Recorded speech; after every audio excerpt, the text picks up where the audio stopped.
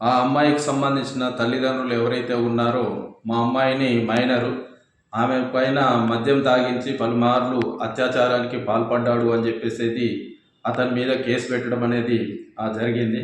కానీ మే 6వ తారీఖు రోజు పోలీస్ స్టేషన్లో కేసు నమోదైన ఆ రోజు ఎఫ్ఐఆర్ చేయడానికి కానీ లేదు అని అంటే అతని పైన ఫోక్సో కేసు పెట్టడానికి కూడా అక్కడ ఉన్న పోలీసులు మొత్తం కూడా అడ్డంకులు సృష్టించిన పరిస్థితి కూడా ఉన్నది.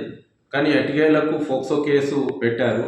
మరి ఫోక్సో కేసు పెట్టినటువంటి బండి భగీరథ్ పైన ఇప్పటి వరకు ఈరోజు రాష్ట్ర ప్రభుత్వము ముఖ్యమంత్రి గారే హోమ్ మినిస్టర్గా కూడా కొనసాగుతూ ఉన్నారు. మరి ఇప్పటి వరకు ఎందుకు అరెస్ట్ చేయలేదు అని చెప్పేసి ఈరోజు ప్రశ్నించడం అనేది జరుగుతూ ఉంది.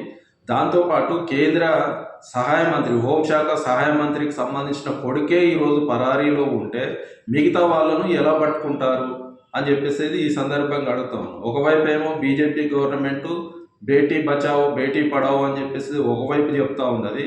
కానీ బేటీలకు అన్యాయం జరిగితే మాత్రం ఈరోజు వాళ్ళ కొడుకులను మాత్రం పరారీలో ఉంచి ఈ రకమైన ప్రయత్నం చేస్తున్న పరిస్థితి ఉన్నది.